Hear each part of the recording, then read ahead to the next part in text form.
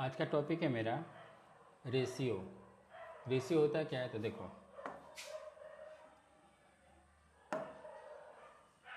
Ratio है इसमें, और ratio is way of comparing two quantities of the same kind by showing how many times one is content in the other. ठीक है, it is written in the form of a ratio b, read is as a to b. मतलब इसको ये हो गया ratio का symbol. ठीक है, और इसको हम पढ़ेंगे क्या, इसको हम पढ़ेंगे हम इज टू, इसको हम इज टू ही पढ़ सकते हैं। तो मतलब रेशियो होता क्या है कि किसी भी दो क्वांटिटी को अगर हमको कंपेयर करना हो, ठीक है, और वो सेम टाइप का क्वांटिटी होना चाहिए। जैसे मान लो कि हम लिख दिए 2 किलोग्राम एंड 5 ग्राम, हमको इसका रेशियो पता करना है, तो हम डायरेक्ट इसका रेशियो नहीं पता कर सकते। We can find ratio its directly, क्योंकि ये किलोग्राम और ये क्या है ग्राम में, दोनों डिफरेंट यूनिट है, तो इसका रेशियो नहीं पता कर सकते। कैसे इसका रेशियो हम पता करेंगे, दोनों का जो यूनिट है वो हम सेम कर लेंगे। जैसे ये किलोग्राम में है 500 ग्राम, इसको किलोग्राम में चेंज कर दो तो 2 × 1000 हो जाएगा, और इस टू 5 यानी हो जाएगा 2000/5। अब ये इसका रेशियो हो जाएगा।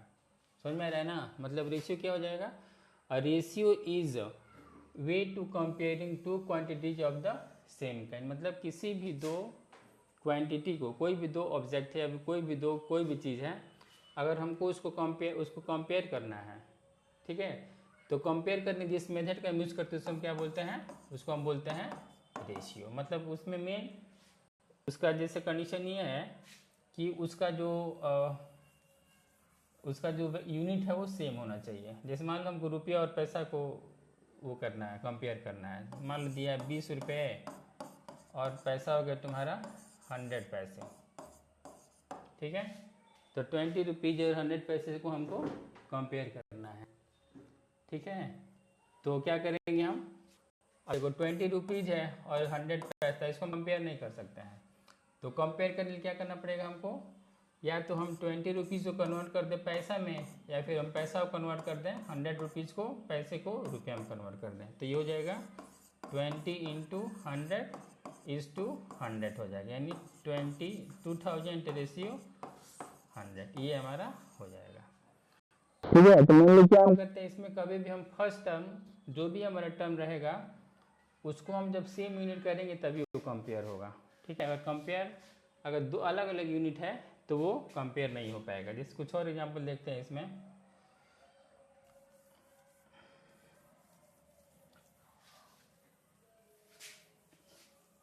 एग्जांपल इसमें और हम देखते हैं।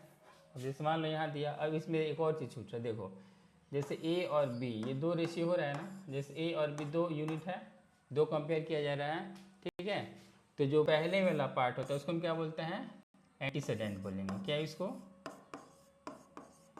बोलेंगे हम एंटीसेडेंट, और ये सेकेंड पर्सन क्या बोलेंगे, कॉन्सिक्वेंट। जैसे दिया हुआ है ना, मान लो दिया 20:25, तो रेशियो, ये तो रेशियो है दोनों, 20:25 रेशियो है ये, लेकिन इसमें इस 20 को हम क्या बोलेंगे, इसको हम बोलेंगे एंटीसेडेंट। 20 क्या बोला जाएगा, एंटीसेडेंट, और 25 को क्या बोला जाएगा, कॉन्सिक्वेंट। क्लियर हो रहा है ना, ये हो जाएगा एंटीसेडेंट और ये हो जाएगा कॉन्सिक्वेंट। और इसको कंपेयर करने का मेन रूल क्या होगा कि दोनों का यूनिट सेम होगा, तब इसको हम कंपेयर कर पाएंगे। इसमें कोई डाउट किसी नहीं होना चाहिए। तो रेशियो क्या हो जाएगा, ratio is a way of comparing two quantities at the same kind by showing how many times one is containing of the other.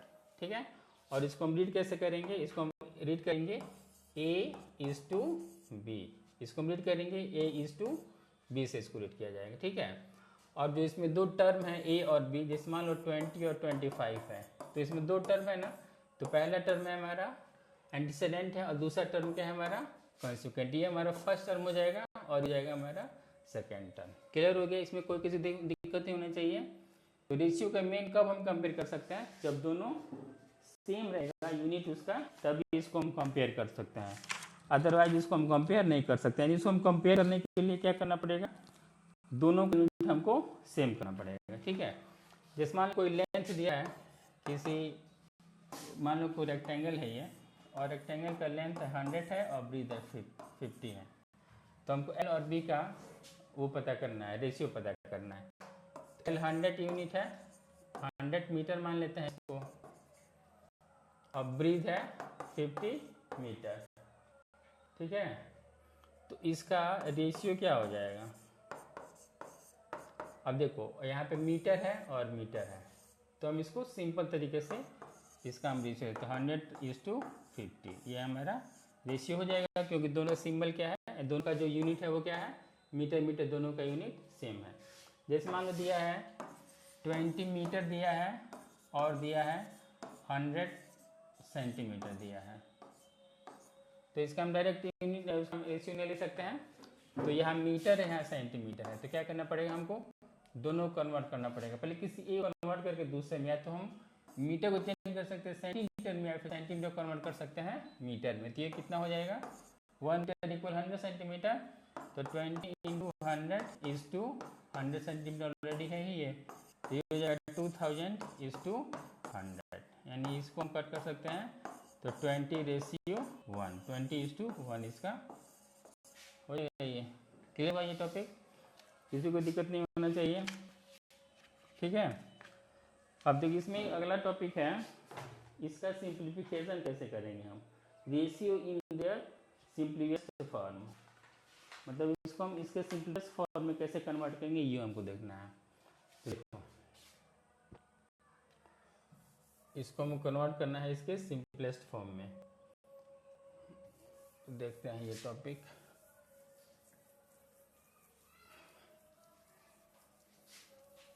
इसको इरेज करते हैं और देखते हैं कि सिंपलेस्ट फॉर्म में रेशियो को हम कैसे कन्वर्ट कर सकते हैं। ठीक है, तो ये हो गया, इसको हम कैंसिल करें और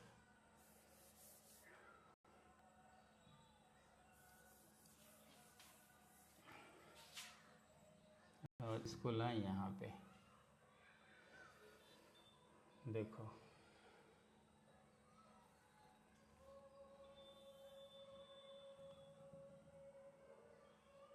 ये है हमारा सिंपलेस्ट फॉर्म कैसे होगा,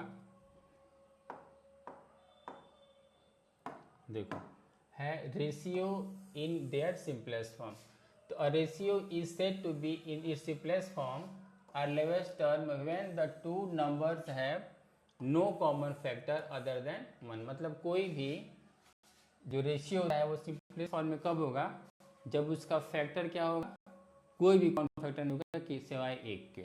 ठीक है, तो मतलब इस तरह का जो रेशियो होगा वो सिंपलेस्ट फॉर्म में होगा। जैसे मान लो हमारे पास दिया हुआ 40:50 है।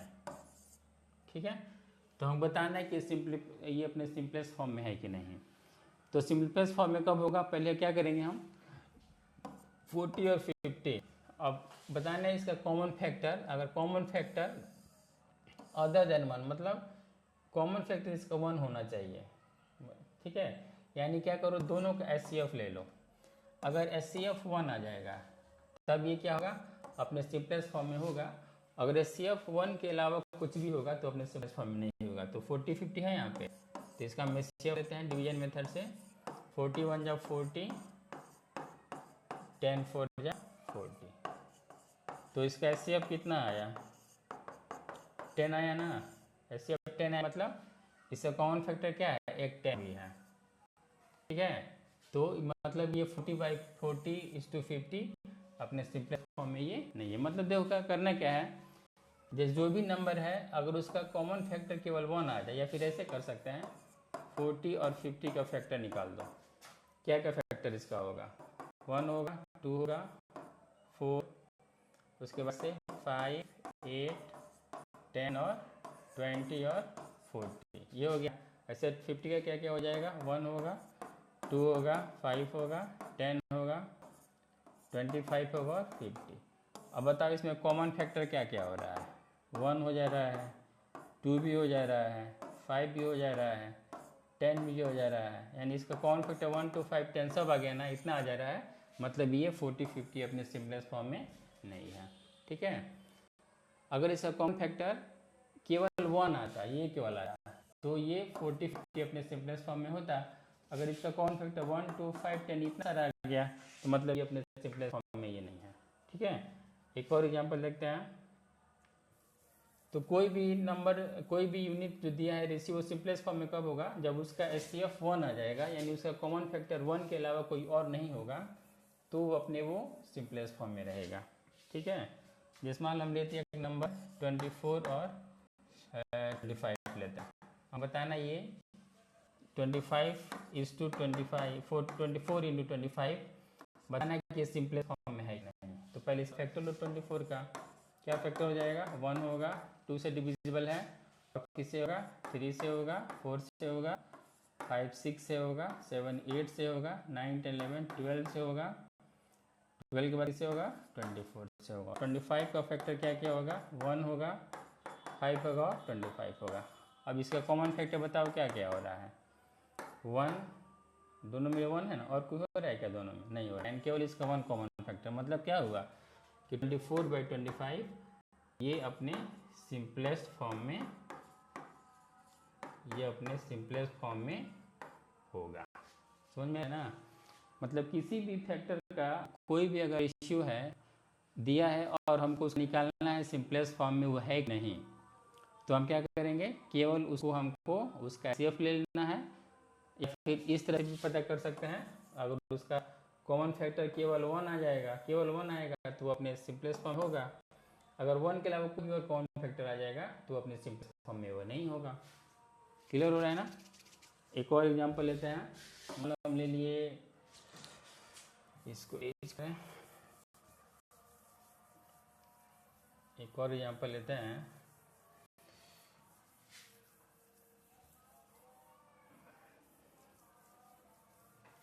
मान लो हम ले लिए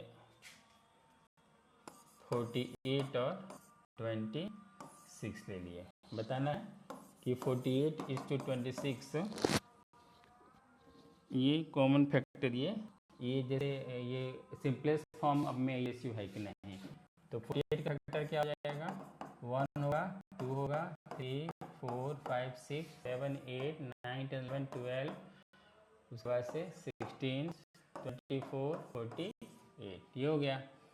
26 का क्या हो जाएगा, 1 होगा, 2 होगा, 13 होगा और 26 होगा। अब बताओ इसका कॉमन फैक्टर क्या क्या है, 1 है दोनों में, 2 है दोनों में, और क्या है, बस 1 2 आ जाएगा। मतलब 1 के अलावा एक और नंबर आ गया ना, मतलब ये क्या हो जाएगा, ये अपने सिंपलेस्ट फॉर्म में नहीं है, एंड ये नॉट सिंपलेस्ट फॉर्म, ये अपने सिंपलेस्ट फॉर्म में नहीं है। क्लियर हो ना। अगर केवल 1 आता तो सिंपलेस्ट फॉर्म में होता, और 1 नहीं आता तो सिंपलेस्ट फॉर्म में नहीं होगा। ठीक है, और इसको अब मान लो हमको इसको सिंपलेस्ट फॉर्म में करना है, तब कैसे करेंगे। अब देखो सिंपलेस्ट फॉर्म में अगर हमको करना है इसको, तो कैसे किया जाएगा।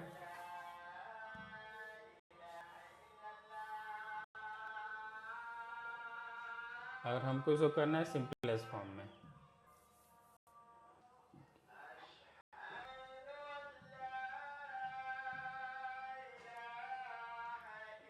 इसको हम करना है सिंपलेस्ट फॉर्म में। मान लो कोई नंबर दिया है 80:60, 80:65, हमको इसको करना है सिंपलेस्ट फॉर्म में। कैसे करें सिंपलेस्ट फॉर्म में इसको, दो तीन टाइप से इसको कर सकते हैं। ठीक है, तो डायरेक्ट इसको कर सकते हो तो भी हो जाएगा, या फिर इसको ऐसे कर सकते हैं 80/65 कर लो, और 80 का फैक्टर क्या हो जाएगा, ये हो जाएगा, और इसका फैक्टर हो जाएगा 5 × 13। 5 से 5 कैंसिल, क्या बचा 16/13, ये इसका यानी 16:13 इसका सिंपलेस्ट फॉर्म हो जाएगा। ऐसे कर सकते हैं। ठीक है, मान लो दिया हुआ है 24:50 का हमको निकालना है, इसको सिंपलेस्ट फॉर्म में करना है, तो इसको ऐसे कर सकते हैं 2 हो जाएगा, और 50 क्या, ये दोनों कट हो जाएगा, कुछ और नहीं बच रहा है ना, ये 12/25 ये सिंपलेस्ट फॉर्म में हो जाएगा। क्लियर हो रहा है ना, ये सिंपलेस्ट फॉर्म ये कर सकते हैं। लेकिन मान लो अगर कोई फ्रैक्शन में दिया है सिंपलेस्ट फॉर्म में करने के लिए तो कैसे करेंगे, अगर कोई फ्रैक्शन में है सिंपलेस्ट फॉर्म में करने के लिए वो भी बहुत ईजी है। तो सिंपलेस्ट फॉर्म के लिए फ्रैक्शन में मान लो हमारे पास कोई नंबर दिया हुआ है, नंबर है 1/9 और 1/12 मान के चलो, 1/9 और 1/12 हमको इसको करना है सिंपलेस्ट फॉर्म में। तो देखो जब फ्रैक्शन को सिंपलेस्ट फॉर्म में करना होगा तो हम जो भी इसका डिनोमिनेटर उसका पहले एलसीएम ले लो। तो एलसीएम ऑफ 9, 12, तो एलसीएम इसे कितना होगा 9 और 12 का, एलसीएम निकालते हैं।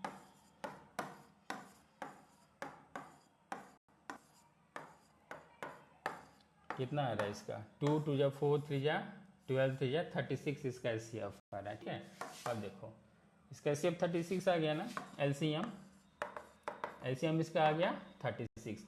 अब दोनों में क्या हो 36 से मल्टीप्लाई कर लो, तो 1/9 इंटू 36 इज टू 1/12 इंटू 36, ये कटेगा 4 टाइम्स में, ये कटेगा 18,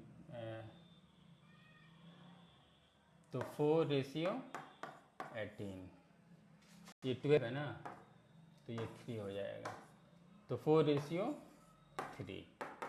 ये हो जाएगा अपना ये शॉर्टेस्ट फॉर्म इसका हो जाएगा। ठीक है, मान लो कोई और को स्मॉलेस्ट फॉर्म में करना है, कोई और एग्जांपल हम देते हैं। सपोज कर लो हमारे पास कोई क्वेश्चन है 3 1/5 इज टू 1 1/15, हमको इसको दिखाना है सिंपलेस्ट फॉर्म। पहले इसको हम कन्वर्ट कर लेंगे इम्प्रॉपर फ्रैक्शन में, ये कितना 5 3 जा 15 इन 1 16/5 हो जाएगा, और ये हो जाएगा 16/15। ठीक है, अब 5 15 का क्या करो एलसीएम ले लो, तो एलसीएम ऑफ 5 and 15 कितना एलसीएम इसका हो जाएगा 15 होगा। अब बस एलसीएम दोनों मल्टीप्लाई कर लेंगे, 16/5 इंटू 15 इज टू 16/15 इंटू 15, ये कितना होगा 48 इज टू 16। अब इसको और छोटा कर सकते हैं ना, कितना हो जाएगा ये 48/16 हुआ, तो इसको हम कर सकते हैं।